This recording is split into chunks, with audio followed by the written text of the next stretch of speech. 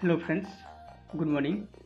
Today we are going to share one new case study, Acer laptop which is in dead condition.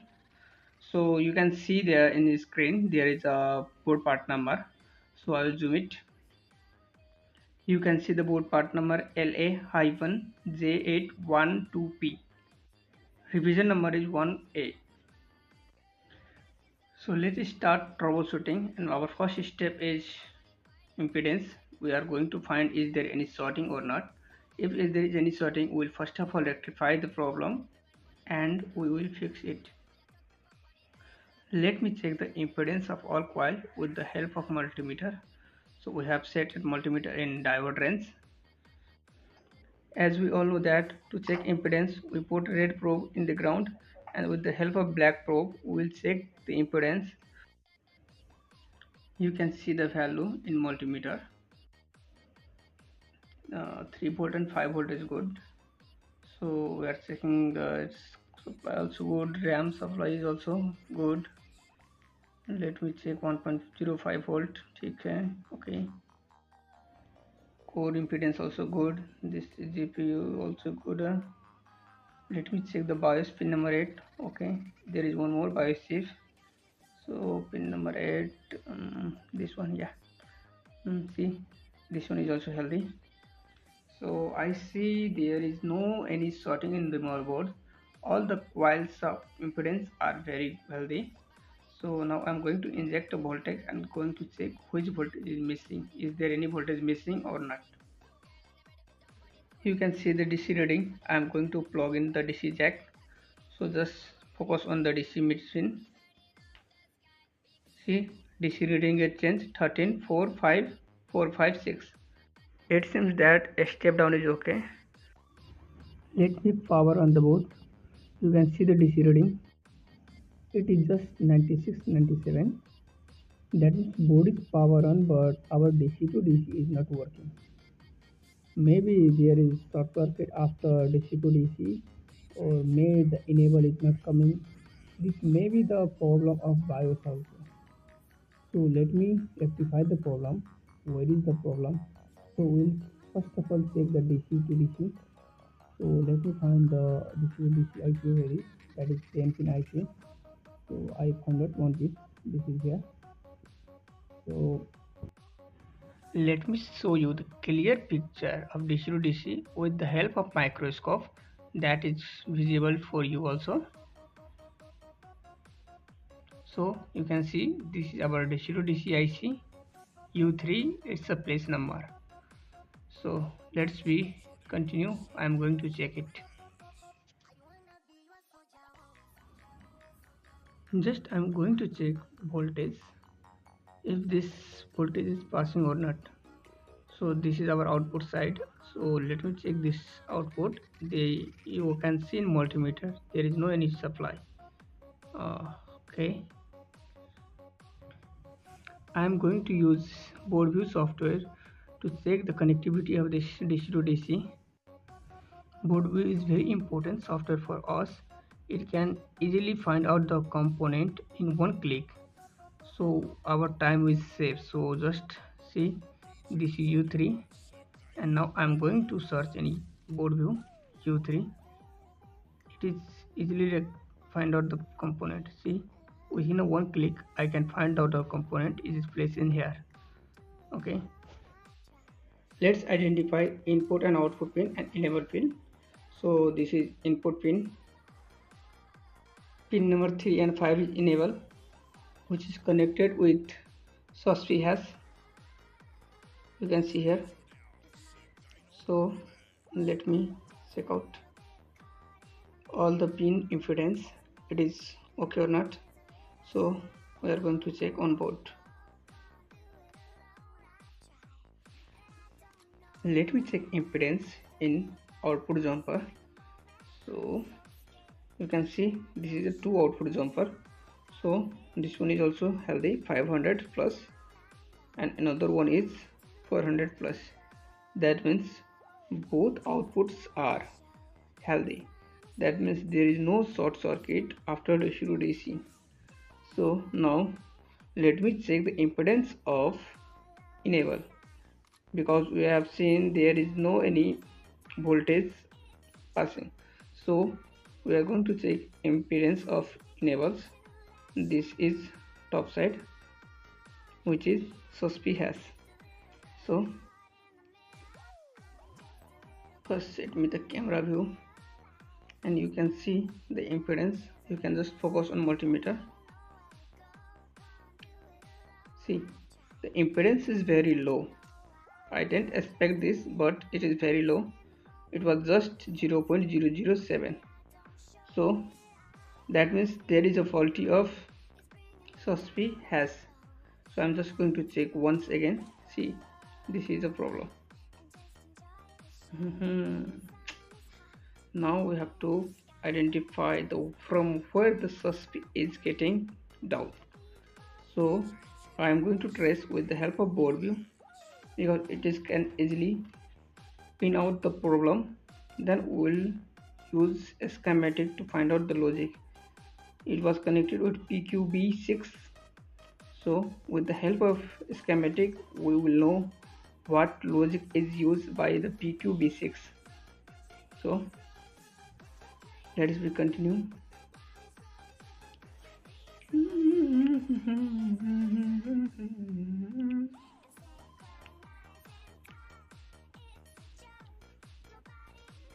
PQB6. Here also SOSP has as enable. So I don't think there is a problem, but let me check other points where SOSP has is connected. So if we cannot find problem anywhere, we will remove this also to identify the problem. So next it is connected with SIO. So maybe here SIO is also faulty. Maybe PQB6 is also faulty. So we'll check step by step all pins. So before testing, I'm going to check once more the voltage, which voltage are coming. So you can see on multimeter. So let's check the voltage. 3 volt, okay. 3 volt is okay. 5 volt is also okay. 5 volt is also okay. Let's see, 1.8 volt also okay. 1.2 volt RAM supply is also okay, and 0.9 volt. Okay, that means nearly all supply is okay, but core supply is not generating. Maybe the CPU is also partially faulty, or the SIO is not working, because we have already know that SOSP has is not working. So let me check one thing. RAM supply is coming, that means SLPS4 is coming. So is that SLPS4 is coming directly from PCH or coming from SIO? So SLPS5 is on and SOSP has. That means this both signal are coming from SIO, not directly from the PCH. That means the suspect is SOSP has. So we'll go back to board view and check again carefully. So okay, here is one more register which is connected with SOSP has. Okay, U2. There is one more DC to DC converter which is nearby SIO.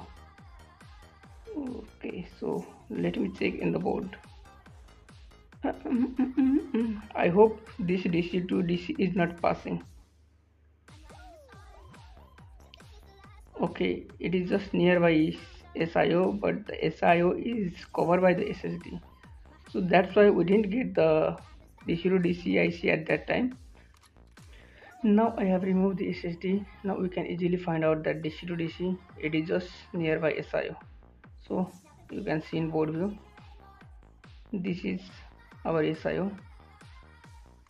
This is our SIO and it is just nearby here, this IC. So see, This is SIO and this is our DC-to-DC IC. It seems like bone. Let me check in microscope. I will show you the clear picture. I think it was bone. You can see this DC-to-DC IC is burned very badly.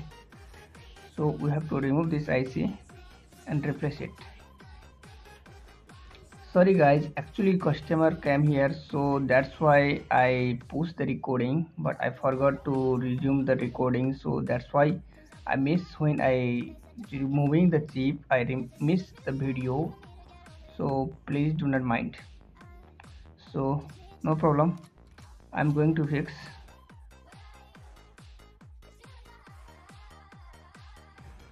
But we have one more problem. Actually we don't have same DC to DC icing here now, because you can see this DC to DC IC is very badly burnt, so you cannot fix this IC here. So we have to replace this IC, but we don't have same IC available now. No problem, we'll put its jumper, but before putting jumper, first of all let's check SOSP has it's healthy or not, because we have seen that SOSP has impedance is very low. So let me check. Okay, and I am going to show you a multimeter. So this is our SOSP has point, and you can see in multimeter that is 500 plus. So that means our SOSP has health is good. Now there is no any shortings in the motherboards, so I am sure if we put jumper, this board will work 100%. So let's be continue.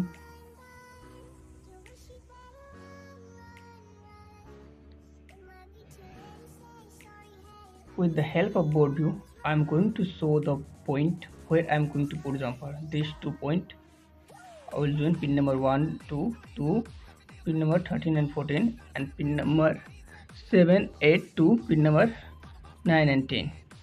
So you can just see.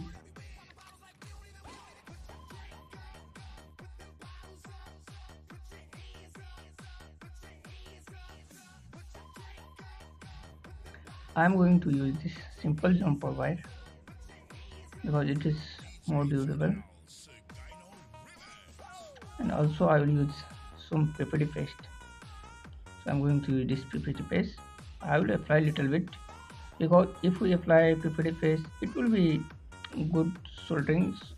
If you don't have PPT paste, no problem, you can use your older flux also, no problem, that is not a big deal. You can work how you feel easy, because this is not any tough and hard work, it is very easy work.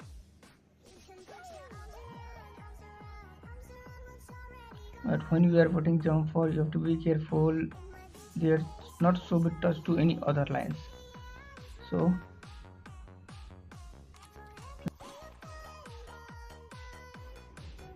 I hope you are enhancing your knowledge with the help of this video.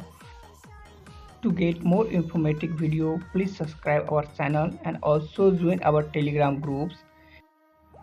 In our Telegram groups, we are providing supports, schematic, board view, graphic to non-graphics, RAM disable, BIOS unlocking, BIOS ME clean, and many more. We are also providing online and offline laptop repairing trainings and BIOS editing trainings. So if you are interested, you can join us, or if you have any case pending, you can contact us in our telegrams. We will definitely support you. After putting jumper wire, you have to clean motherboards with the spirits thinner or petrols. I am using petrols because it is good for cleanings. So I am cleaning it, because if there is any flux, it will damage motherboard after some times. So we always clean with good liquids. So it is now connected nicely, and impedance is also good, there is no any shortings now. So let's check it. I will add little bit glue to fix this jumper wire, otherwise in future it may short circuit by mistakenly. So I have added this glue. So now I'm going to check this laptop is powering on or not. Let me connect the DC jack and power on the laptops. You can see now fan is also running. That means laptop is power on, and you can see the DC reading. It is going up to 2 amperes. That means laptop is fully power on, but before it was just only 96, 97. So let me connect the display and I will show you the display is coming or not.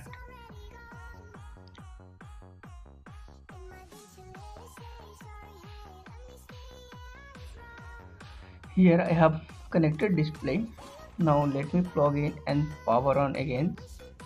So you can see I have power on laptops and display also come. Thank you once more. Thank you for watching. Please like, share and subscribe our YouTube channel and join our Telegram. Have a good day.